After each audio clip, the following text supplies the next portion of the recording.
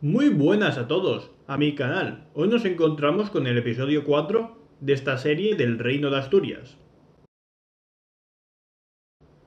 Nos encontramos con la coronación de Alfonso II después que Bermudo I abdicase debido a la derrota en las Burbias.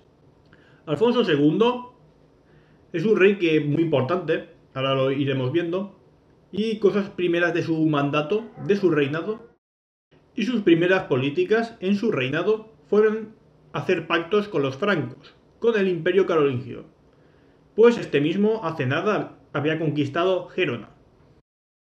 El rey Alfonso II vengaría la ofensa en las Burbias y se inició para devolver el golpe a los musulmanes.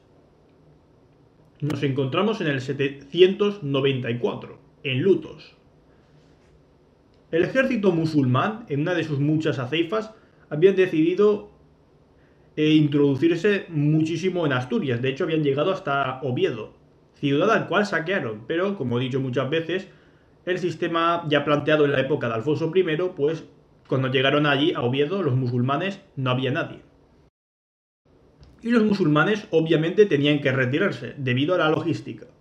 Y una vez retirándose de Oviedo, el rey Alfonso II cayó con toda su fuerza y su poder militar frente al ejército sarraceno, en una emboscada, terminando esta batalla en una rotundísima victoria cristiana.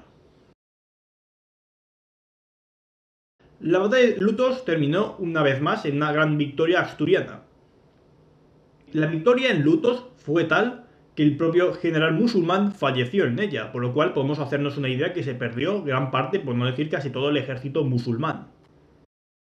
Pero los andalusíes no iban a permitir dicha ofensa y regresarían con intenciones de volver a atacar el reino de Asturias. La respuesta mora no tardaría en llegar, y en el año siguiente lanzaron dos ataques.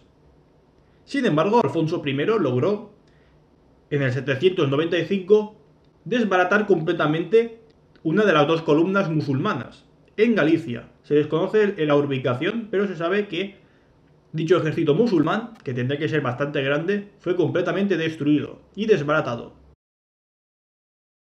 Tras derrotar a esa columna musulmana, quedaba la otra, que se encontraba en dirección a Astorga. Alfonso II preparó la batalla, eso sí, si antes asegurarse la retaguardia. Y nos encontramos en la batalla de las Barbias, que no hay que confundirse con las Burbias, puede dar un poco de confusión con ello. Desgraciadamente para Alfonso II, la abrumadora superioridad musulmana fue decisiva en la batalla, lo cual Alfonso II tuvo que retirarse.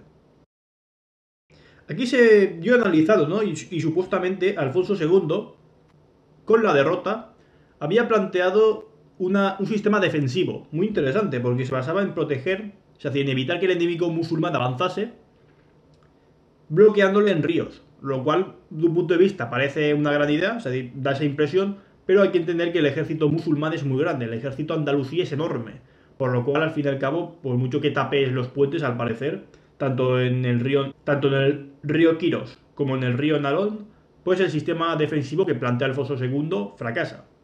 Sin embargo, pues es lo que he dicho, ¿no? A veces, pues en esto de la guerra, ¿no? Pues los generales plantean estrategias y a veces te salen muy bien y cambias completamente la historia de la guerra, o te salen mal y pues quedan lo que queda, ¿no? Y Oviedo es conquistada por los musulmanes. Pero, una vez más, los musulmanes, el gran talón de Aquiles, que valga la redundancia, era su única, digamos, su única baza militar, era la superioridad numérica. Al tener tanta superioridad numérica, al tener tantos números, necesitaban mucha logística, por lo cual no podían mantenerse en el territorio. Por lo cual tuvieron que retirarse. Aquí hago un inciso para explicar la forma de guerrear de los musulmanes, ¿vale?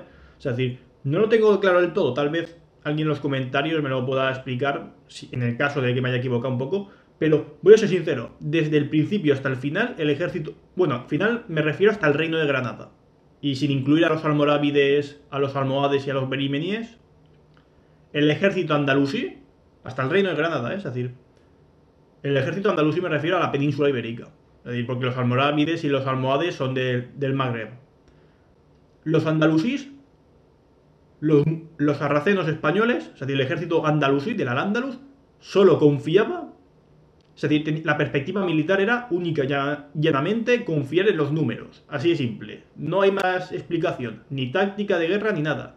Les lanzamos una abrumadora superioridad en jinetes y en infantería y según ellos, los enemigos serán siempre derrotados. Esa es la perspectiva militar musulmana. Es decir, los musulmanes solo confían en su superioridad numérica. Por eso todas estas batallas son muy épicas porque son en mucha desigualdad. Por eso cuando se ganan lutos, se gana no sé qué batalla, pues es muy importante porque realmente los cristianos lo tenían muy difícil. Sin embargo, de forma increíble logran una gran victoria. Muchos podrían decir que después de la derrota en las Babias y en los sistemas defensivos que había planteado Alfonso II en los puentes, el reino asturiano quedaría muy debilitado. De paso, tenemos que añadir que Oviedo fue tomada, pero ya lo he dicho, la gente ya se había retirado a las montañas, en el buen sistema que, ya he dicho, en la época de Alfonso I se había implementado, lo cual, ya cuando termine todo esto, ¿no? Al menos esta fase, ¿no? La primera fase, la reconquista, sí que haré un vídeo para explicar cómo funcionó este sistema. Sin embargo, encontramos que el rey Alfonso II se había recuperado con gran velocidad, pues en el 798 decide, tal vez en un ataque conjunto con los carolingios que estaban asediando Barcelona, o sea, estarían a nada de asediar Barcelona, es decir, atacar la zona de la marca hispánica, decide atacar Lisboa y la llega a tomar, aunque obviamente es una conquista, pero no se mantendrá, es decir, se retirará el ejército porque obviamente está muy lejos de su logística. Y eso sin incluir las grandes correrías que haría Alfonso II más o menos por la zona de Sevilla, es decir, hasta Sevilla, ¿no? Es decir, haría auténticas incursiones realmente con bastante efecto destructivo, ¿no? Lo cual demuestra eso, a pesar de la derrota en las Babias, pues el ejército asturiano sigue manteniendo su iniciativa en la guerra. O sea, el ejército asturiano sigue manteniendo el pulso militar. A pesar de la batalla de las Babias, el ejército asturiano mantiene el pulso militar. Es un hueso muy duro de roer. En el 816 se libraría la batalla del río Orión. Batalla al cual, según las crónicas, según lo que yo he investigado, da la impresión que los musulmanes la estaban ganando, pero no lograron desbaratar a la unidad cristiana, ¿no? Para hablar de esto de desbaratar es equivalente a un golpe de gracia, ¿no? Es decir, digamos eso. Es la típica situación que tú vences derrotas a una parte del ejército y todo se desmorona para ese ejército. Un efecto dominó. Eso es desbaratar. Pues los musulmanes en la batalla del río Orión no lo consiguen, ya que los cristianos al parecer pillaron posiciones elevadas y no se decidieron retirar. O sea, no decidieron hacer una retirada desordenada. Lo cual al fin y al cabo en la batalla del río Orión terminó en un resultado indeciso. También he investigado sobre una batalla llamada Batalla de Narón, pero no he encontrado absolutamente nada. Es lo que yo he dicho muchas veces, ¿no? Tú miras esto, lo miras en la Wikipedia, después te lo pones para buscar en otros sitios, en internet, obviamente. Y pues casi nada, ¿no? O sea, muchas veces no encuentras nada y, madre mía, es una lástima, ¿no? Una auténtica lástima que realmente se haya olvidado todo esto, ¿no? O sea, es una auténtica lástima, pero bueno, para algo estoy aquí, ¿no? Lo que sí sabemos es que en el 825, en Anceo, el rey Alfonso II, con todo su ímpetu, logró una victoria completamente contundente frente al ejército musulmán. Vale. Tras esto, mis análisis son los siguientes, ¿vale? Lo que se observa ya en la época de Alfonso II, ya después de la batalla de Lutos, es que el ejército, es decir, Asturias, el reino de Asturias ya no es una nación de segunda o algo semejante, ¿no? Es una nación de primera, es una nación capaz de mantener un pulso militar en una guerra completamente abierta frente al Al-Ándalus. Es decir, ya en esta época ya se había cambiado completamente las tornas. Es decir, el reino de Asturias es capaz de resistir derrotas y de mantener, como acabo de decir, el pulso militar, lo cual es muy importante en esta guerra que obviamente se va a hacer bastante larga, como todo el mundo sabe, ¿no?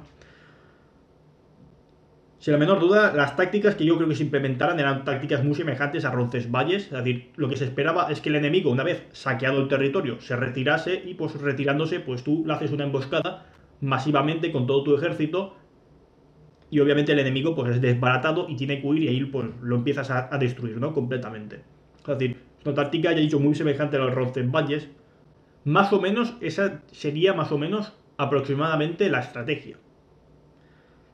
Yo pensaba que era con Alfonso III, pero es con Alfonso II, cuando ya realmente ya los asturianos, a pesar de que el Estado asturiano tiene 100 años, menos de 100 años, ya realmente demuestra una capacidad de resistencia y de enfrentamiento brutal. Es decir, es absolutamente increíble. A pesar de ser un reino muy pequeño, con una población muy baja, frente al Andaluz no quiero ni imaginármela. ¿Cuánto sería la diferencia de población del reino de Asturias al Andaluz? ¿Cuánto? ¿Uno a 10? ¿Uno a 20? ¿Uno a 50? Es absolutamente increíble cómo un reino tan pequeño, con tan poca población, es capaz de mantener un pulso militar. Sin la menor duda. Yo ya lo he dicho, investigando esto me doy cuenta lo brutal de esta guerra, ¿no? Es decir, porque siempre te cuentan, ¿no? Que esta guerra es... Ah, no. Como el norte no les interesaba a los musulmanes, ¿no? Pues los musulmanes nunca lo atacaron y por eso al final los reinos cristianos fueron expandiéndose hacia el sur, ¿no? Eso es lo que te cuenta. Y aquí ves una historia muy diferente. Ves que realmente los cristianos ya he dicho, en la época de Alfonso I ya estaban recibiendo ataques musulmanes de las aceifas. Es decir, realmente se libró una guerra fronteriza, posiblemente la guerra fronteriza más bestia en el tema este de una perspectiva de David y Goliat, la más bestia de la historia.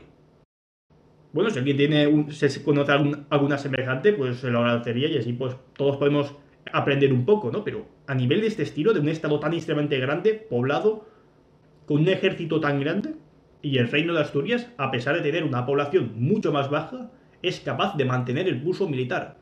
Absolutamente increíble y, ha dicho, fascinante. Muchísimas gracias a todo el mundo por haber visto este vídeo. Me ha gustado mucho, ¿no? O sea, ver todo esto, porque ya he dicho, hay muy poco, ¿no? Hay muy poca gente hablando de estas cosas, ¿no? A nivel de historia, no sé qué, ¿sabes? Es como si estas batallas no hubieran ocurrido. Es como lo que yo te he dicho, ¿no? De la explicación del historiador típico de la escuela, ¿no? Que, no, los musulmanes no les interesó nunca el norte y por eso nunca se expandieron allí. No, lo que vemos es que están lanzando aceifas constantemente y que realmente los cristianos les consiguen derrotar de forma absolutamente épica. Es decir, lo que se observa. Pero bueno, para esto está este canal, ¿no? Para que el mundo sepa la verdad y ir aprendiendo cosas, etcétera. Muchísimas gracias por ver este vídeo. Un me gusta siempre ayuda y suscribirse también. Hasta la próxima. Adiós.